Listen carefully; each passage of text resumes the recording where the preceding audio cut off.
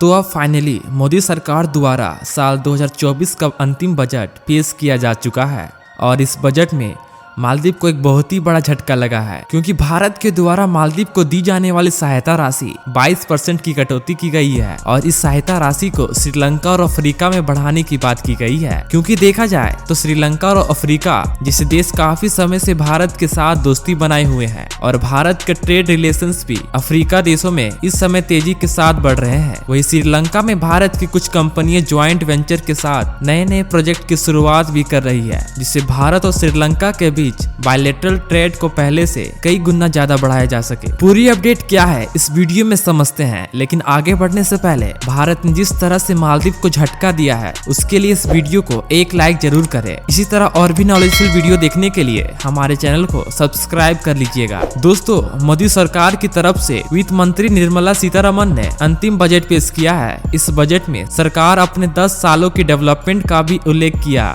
जिसमें यह डिजाइन लिया गया कि भारत और भारत के अलावा अन्य देशों में किस तरह के प्रोजेक्ट को सेटअप किया जाएगा, जिससे भारत की इकोनॉमी को और भी ज्यादा मजबूत प्रदान किया जा सके। इस बजट में जहां श्रीलंका, नेपाल, बांग्लादेश, मॉरिशस और अफ्रीका देशों के लिए दी जाने वाली सहायता राशि को बढ़ाने की बात की गई है, वही मालदीव को दी जाने वाली सहायता राशि में पहले से भी ज्यादा कटौती होने जा रही है। यानी कि देखा जाए तो भारत मालदीव समेत अन्य देशों को जो सहायता हर साल डिस्ट्रीब्यूशन करता है, उसमें मालदीव के दी जाने वाली सहायता राशि 22% की कटौती की जाएगी, जबकि इसके बजाय अन्य देशों की सहायता राशि को और भी ज्यादा बढ़ाया जाएगा। इस बजट में ये भी बताया गया है जो इन्वेस्टमेंट प्लान अन्य देशों में नए नए प्रोजेक्ट को सेटअप करने के लिए बनाया गया था। एक रिपोर्ट के मुताबिक मालदीव में इंफ्रास्ट्रक्चर डेवलपमेंट के लिए सहायता के रूप में भारतीय सरकार की तरफ से 600 करोड़ रुपए एलोकेट किए गए हैं, जो सरकार द्वारा विदेशी देशों को दी जाने वाली तीसरी सबसे बड़ी सहायता है। पिछली साल 2023 में मालदीव को लगभग 771 करोड़ रुपए की सहायता दी गई थी, जबकि 2022 में ये सहायता राशि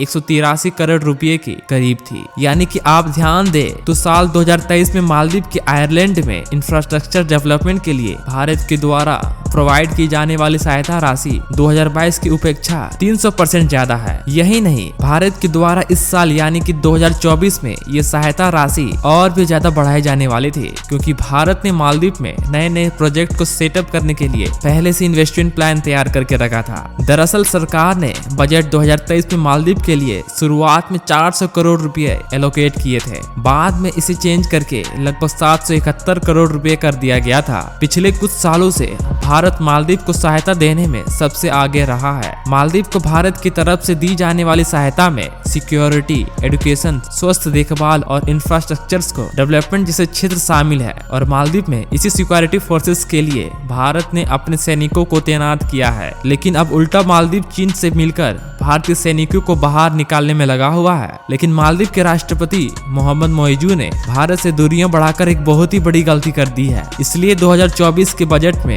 मालदीव में दी जाने वाली सहायता राशि में 22% की कटौती की जा रही है, जबकि इसका उल्टा अन्य देशों में भारत के द्वारा दी जाने वाली सहायता राशि को बढ़ाया जा रहा है। इसके अलावा संसद में दिए गए भाषण में सीतारमण ने पहला लक्षद्वीप समेत अन्य भारतीय द्वीपों में विभिन्न परियोजनाओं के लिए बजट की घोषणा की। हालांकि मालदीव ही नहीं, नेपाल, श्रीलंका और बांग्लादेश को छोड़कर कुछ ऐसे भी देश है जहां की इंफ्रास्ट्रक्चर डेवलपमेंट के लिए सहायता राशि में 10% की कटौती की गई है। लेकिन कमाल की बात यह है कि वित्त मंत्री निर्मला सीतारमण के बजट भाषण में लक्षद्वीप को भी जिक्र किया गया है। सीतारमण ने कहा कि पर्यटन को बढ़ावा देने के लिए लक्षद्वीप में इंफ्रास्ट्रक्चर डेवलपमेंट पर विशेष ध्यान दिया जाएगा और सीतारमण ने यह भी कहा कि केंद्र शासित प्रदेश लक्षद्वीप को अपने पर्यटक बुनियादी ढांचे में सुधार के लिए सरकार से पूरा ध्यान मिलेगा, जिससे लक्षद्वीप को एक बहुत ही सुंदर और आकर्षक टूरिज्म सेक्टर बनाया जा सके। यानी कि अब लक्षद्वीप मालदीव को टूरिज्म सेक्टर में कड़ी टक्कर देने के लिए तैयार हो रहा है और इस समय इजराइल ने भी भारत को साथ देने शुरू कर दिया है और इजराइल ने लक्षद्वीप में